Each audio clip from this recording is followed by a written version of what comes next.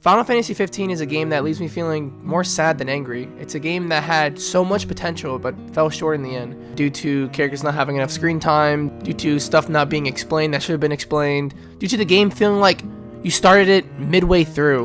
And I know it's not completely the developer's fault. He was given a project that wasn't his to begin with. But besides all that, what makes this game so tragic to me is you can feel the greatness underneath it all. You can feel what he was trying to do. You can feel what the story was trying to convey. But in the end, it kind of just fell flat. And that's kind of what I want to talk about today. How so many factors prevented it from reaching its peak. And how it's the biggest what if in gaming history.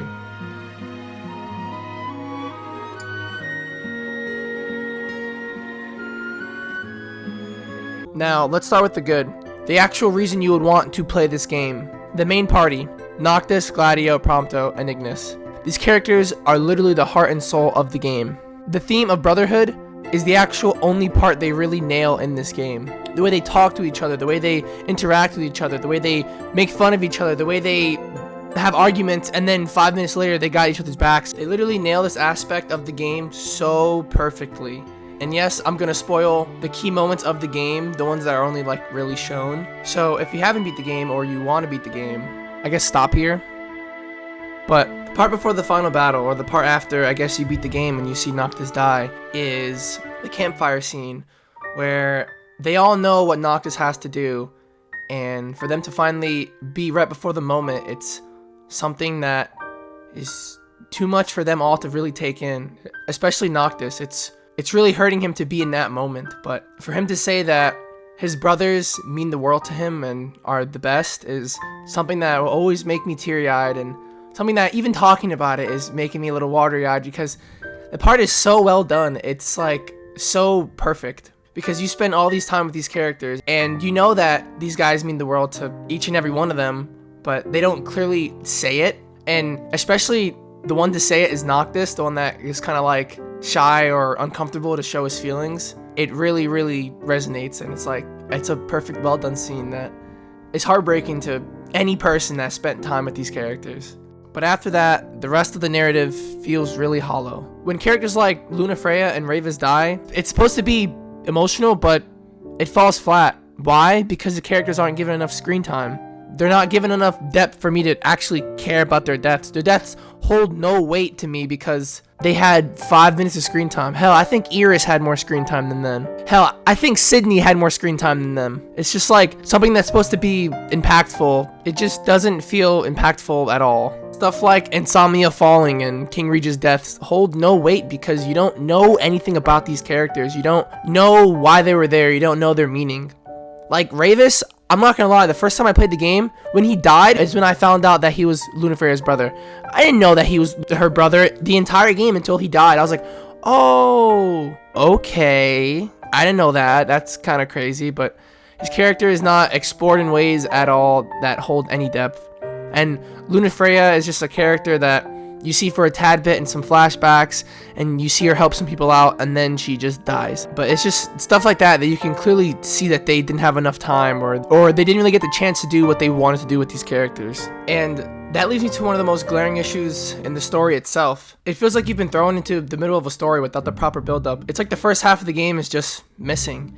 It feels like you started watching Dragon Ball Z in the Cell Saga and wondering why their hair is going from black to gold. I don't know why Noctis can teleport and summon weapons from thin air. He just does it. There's no explanation given. The only explanation given is that I guess the Lucis bloodline can do that. But do they ever explain why the Lucis bloodline can do all this stuff? No. They don't. It's something that you're supposed to just be like, oh, okay, they do that, sure. It's not explained or elaborated like something like Materia and FF7. And also, some characters know each other, some events already happen, and none of it is really ever explained. And also, that leads me to another point I want to talk about. The Brotherhood anime. This was a 5-episode short series on how each party member met Noctis, right? And not gonna lie, the anime is pretty cool, but it's something that I would love to see in-game. I don't want to have to watch something else to understand what's happening in the story of a game. I would love to see it in-game. And yeah, that's one of the game's biggest flaws. It's the story just feels super incomplete. Now that leads me with the biggest issue of this entire game. It's something that everyone knows, but we still have to talk about. How this isn't Tabata's actual original project. Hopefully I'm saying his name right. But this is actually Tetsuya Nomura's project. Now, it's never clarified why Square Enix kicked him off Versus 13. I think it's because he was juggling too much things at once. I mean, the Kingdom Hearts series and also Versus 13. Lord knows what else this man was trying to juggle at the same time. Probably freaking Final Fantasy VII Remake or something like that. But had the game had more time, or if it was Tabata's actual original project to begin with, this game could have been so much more. The story would have been a lot better and made a lot more sense. And just to clarify, I'm not talking about Versus 13 story being more cohesive and stuff like that.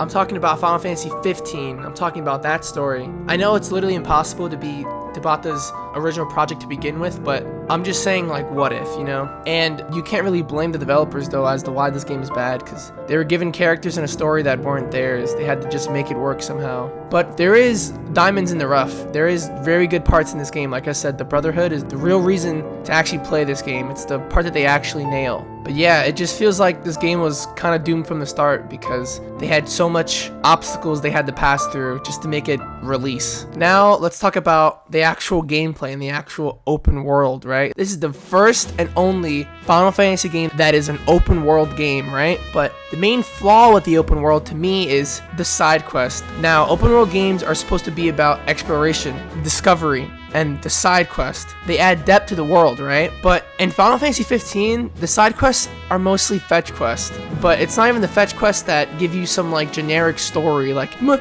mom gave me earrings for my birthday and they meant a lot to me, but I was exploring in this cave and I lost them. No, these are actual fetch quests. These are, hey, give me some tags. Hey, give me some frogs. Hey, fish for this. It's actually really, really, really bad side quests. These are like the worst of the worst side missions. And this makes the world feel meaningless. There's no real payoff for doing any of these missions. It just makes it feel empty and uninteresting. But there is only one reason to explore the world in Final Fantasy 15. It's the dungeons that are scattered across the entire land. These are literally the only reason to ever explore the game because each dungeon is actually pretty unique. There's one that's in the sewers, there's one that's in this ice cavern, there's one that's my favorite actually, either you love it or hate it to be honest, but there's one that's like 4 or 5 hours long, and there's just like floors upon floors of enemies, and there's like rest points, and there's more floors upon enemies.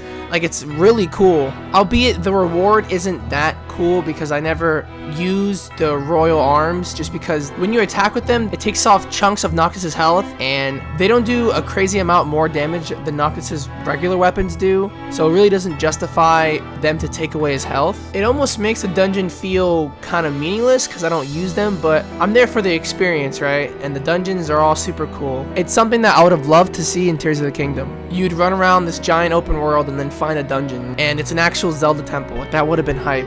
That's a whole different video. Speaking of Tears of the Kingdom, Final Fantasy 15 and Tears of the Kingdom have a similar soundtrack. And what I mean by that is the lack thereof. There are barely any songs that play in Final Fantasy 15. And mostly what I'm talking about is running around. There's little to no music playing at all. You kind of just hear footsteps the entire time. Yes, I know if you get the MP3 player, you can play the past Final Fantasy songs, but I'm talking about an original Final Fantasy 15 soundtrack. There's only really, like, if you pull up to a gas station or Hammerhead or a town, you'll hear their song, but when you're running around the open world, it's really quiet. You get the occasional 30 to 40 second song that plays, but that's kind of it. It kind of feels like it's missing something. And that's what honestly makes this game so sad. There's moments of brilliance. The brotherhood between the main characters is fantastic. The dungeons are memorable, and the combat is decent for what it is. I mean, open world games don't usually tend to have crazy combat mechanic systems. Games like Fallout, Skyrim, and Witcher 3, they don't have crazy combat systems, but it's also not bare bones. But unfortunately, the story feels rushed and incomplete. The open world lacks meaningful content, and the characters who are supposed to matter don't get the development they need. It's like we started the game halfway through the story, missing all the crucial setup that would have made the emotional moments actually land. And yes, I'm aware that I didn't mention the episodes at all, just because of the fact that, in my opinion, I feel like it was just too little too late. I mean, they came out a year, 2 years, 3 years after the game's release, and at that point, the damage is already done. In the end though, it's hard to blame the developers. They were given characters in a world that were supposed to be part of a whole nother project, and they had to piece together a story that was never fully theirs to begin with. The game was set up to fail in many areas, and while it has its moments, it could have been so much more. Final Fantasy 15 is a game that truly makes me sad, not because it's bad, but because of how good it actually could have been.